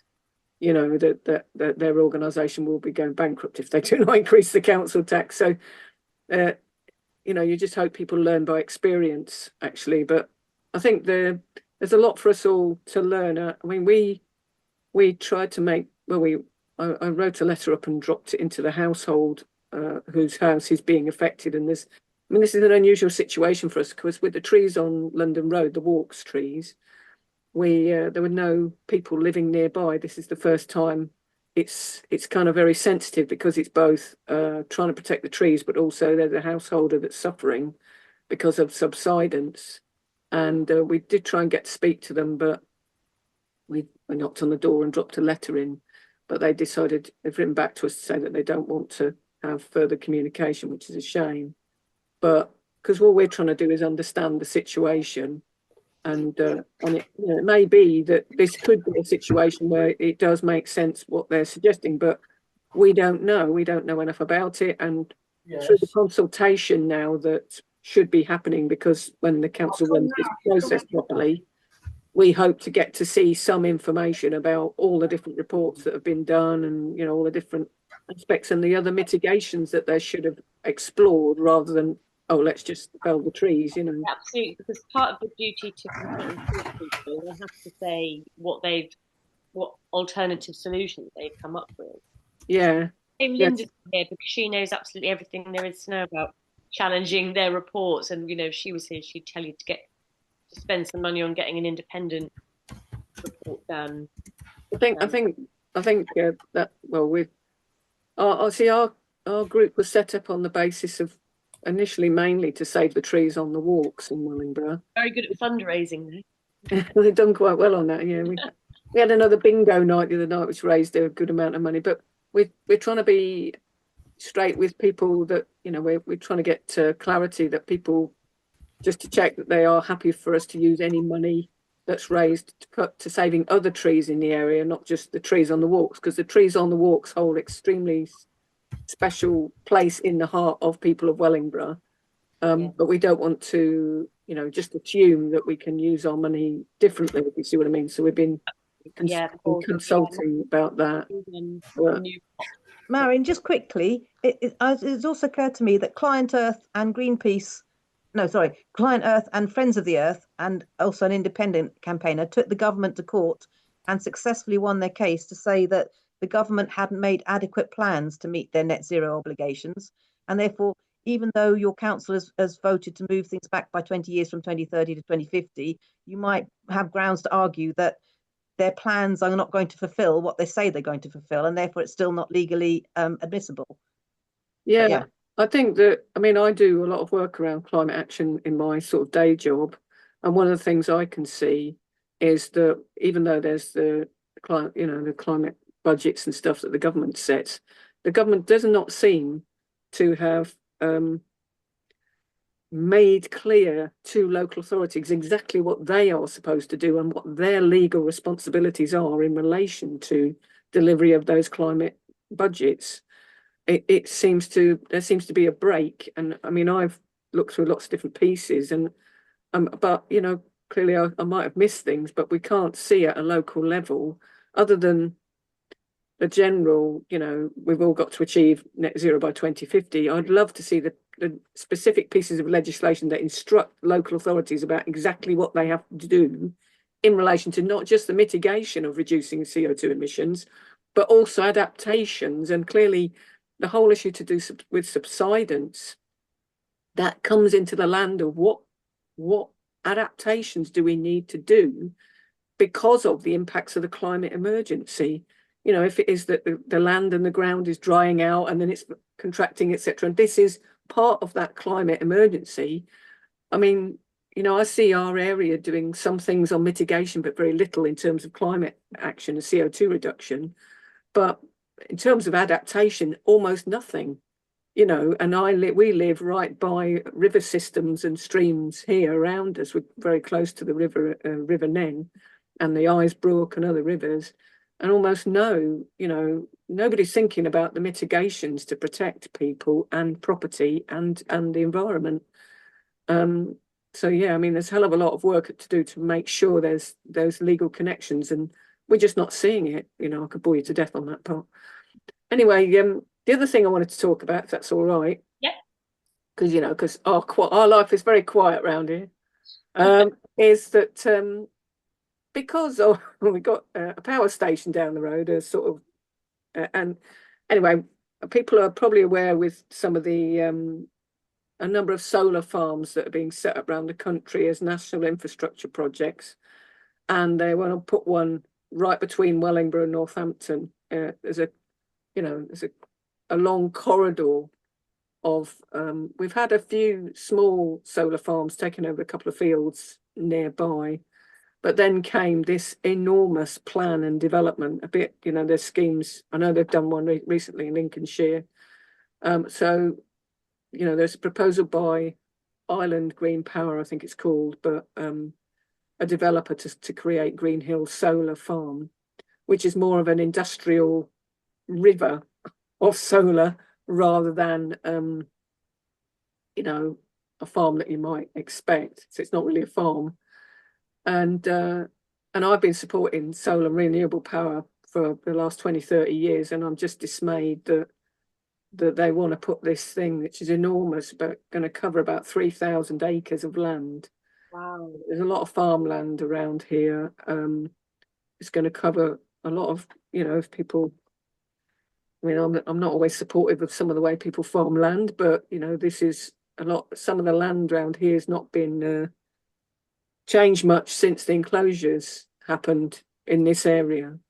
And so they want to put 9 sites, including 2 battery energy storage sites, to make this broad array. And it's not array, if I tell you there's 2 million solar panels going to be part of this farm. So this is all being explored now through a planning inspectorate examination, which we're going through at the moment. And ourselves, as part of Wellingborough Walks Action Group, have been trying to speak up around the impacts to do with the natural environment, particularly trees and hedgerows. There's some beautiful trees that we're really worried about. You don't know if they're planning on working around the trees. Well, yeah, they have. I mean, to be fair to them, they have outlined a number of mitigations that they plan to deploy in order to protect trees. you know, they say they've done an ancient and veteran tree analysis. They say there's no ancient and veteran trees in the area, but it depends what that means to you. For me, we found a tree that was right near, well, about 20 trees that are right near the battery energy storage thing that they're going to be having. And one oak tree there that must be about 400 years old. I don't know how that's not an ancient or a veteran tree, but well, if you don't leave trees long enough, then you won't have any ancient. Exactly.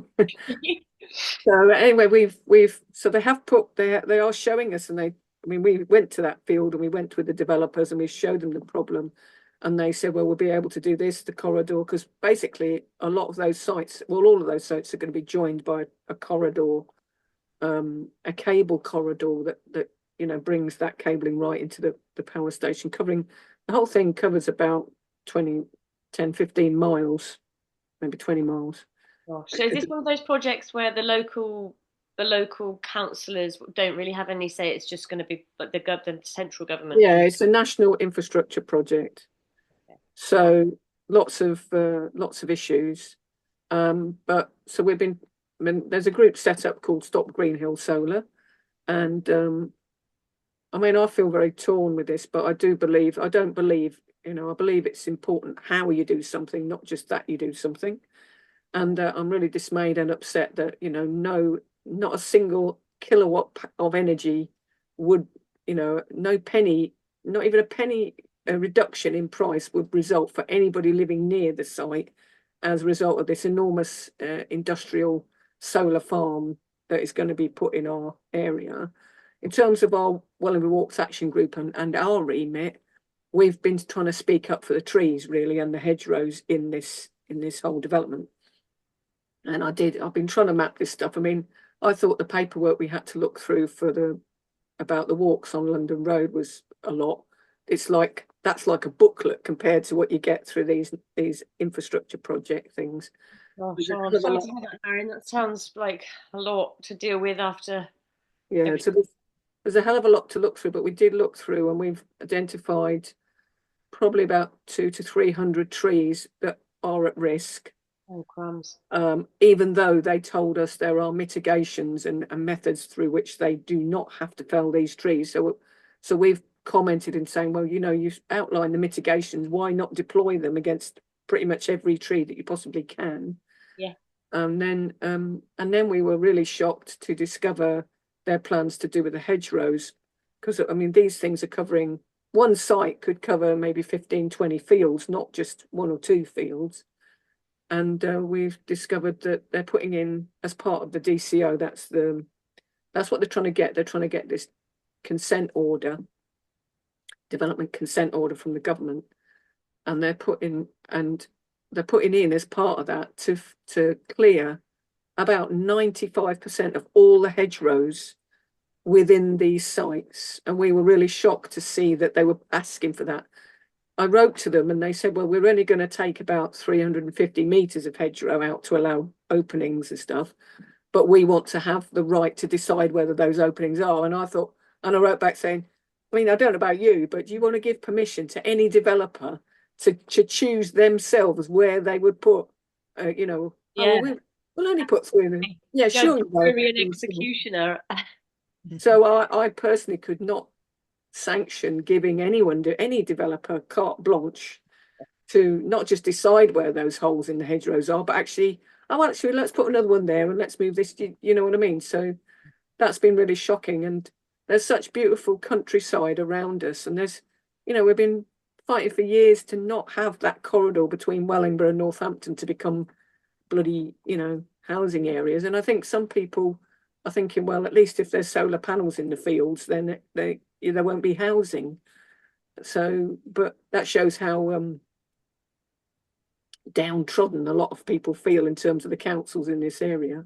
Well, it's the same. Well, it's the same here. I think when they don't listen for long enough, then apathy it's a learned behaviour, isn't it? Unfortunately, not a lot you can do. I'm just gonna, sorry, Mary, I don't want to cut you off, but I know Anne. We've only got a few minutes left. I know Anne wanted to give us a quick update. Are you there still, Anne?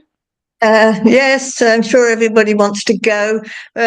Completely different, although Marion did Marion did mention the legislation and all the climate issues that we're trying to combat, and I just wanted to come back about the last session where Mark Ashdown did this fantastic presentation about the farcical nature of biodiversity net gain, and following that, I put in to Coventry Council, I put in an EIR about 5 local building sites and asking them where they were replacing the lost biodiversity, because it's huge. Oh, sorry, my clock's fast. 2 of them were city farms that were completely rewilded, absolutely fabulous. One of them, the council had planted a woodland on. There was a wildflower meadow. It's all gone. The other one was the golf course that again had been neglected and completely rewilded. 200 trees gone there.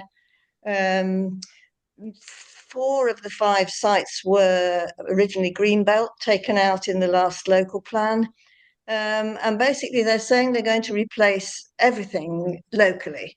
They're not sure where the 2 big ones are going because they're different developers, so it's all still got to be decided.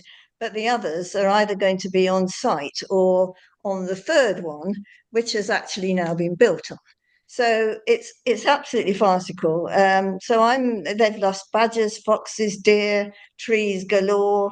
So I'm going to ask some more questions. I'm going to get in touch with Mark and tell him the results of what we found, because it just obviously adds more detail to what he's trying to prove. The latest one this week was somebody saying on one of the biggest sites where everything was beautiful, and it was actually near the river, was a local wildlife site. They're claiming they're digging ponds, they're obviously attenuation ponds, but they're claiming they're to improve biodiversity and the flooding. Those houses will flood. There's no doubt those houses will flood. But they're digging up soil and they're dumping it in the river.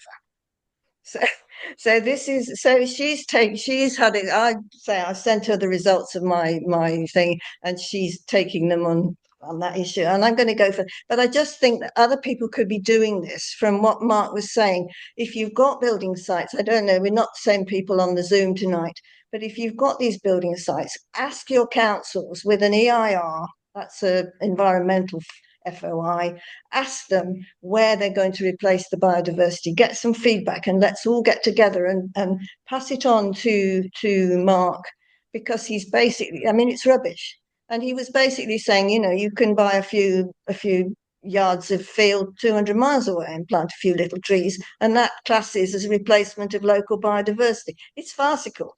So it was quite interesting, and I just think other people should do it. Bye. Thank you, Anne. 1 minute. Fill you in, brilliant. On what Anne's talking about, last month we had a really great presentation by Mark Ashdown of Bristol Tree Forum, who's made this incredible tool on their website. You can search for it if you search for biodiversity gain sites, Bristol Tree Forum, and it basically is a map of all the where biodiversity credits are purchased rather than mitigation planted, where they get spent. And, surprise, surprise, they're very often not anywhere near where the habitat is lost. And very often they're being spent in places that are more affluent. And he is going to do us a little update so we can put it on the news page, just to explain a bit better about. So Marion, so all of our talks are on our YouTube, so Canopy Coalition YouTube page, so you can find it on there. So he's probably about, I think he's quite early on in the meeting, so it'd be quite early on. If you like, I can work out what time it is. But yeah, as soon as he's written some blurb for me, I'm going to put it on the news page. But yeah, incredible website, really incredible resource. I would recommend looking at it on your computer rather than your phone, because I couldn't get the map to come up on mobile. So, but right. So I think we should probably wrap it up there, because it's 8 o'clock and everybody's because I need to go and I can't go because I have to start the recording. Yeah, of course. Yeah, right. Sorry. Well, thank you everybody for coming. Thank you, Paul, for his incredible talk, and everybody who updated us. Really good. Really great to see you all. I hope you have a lovely festive season, and keep an eye on those trees, and we'll see you in the new year. But do send me any updates you've got, and I can share them. If anybody wants to join the Subsidence WhatsApp group or the general WhatsApp group, let me know. Just pop me an email. It's hello@canopy.org.uk. Yeah, thank you, Christine or Geo, for being IP. Yeah, great. Thank you ever so much, everybody. Cheerio. Thanks, everyone. God bless. Bye. See you tomorrow, Ali. Yeah, see you tomorrow, Paul. Bye.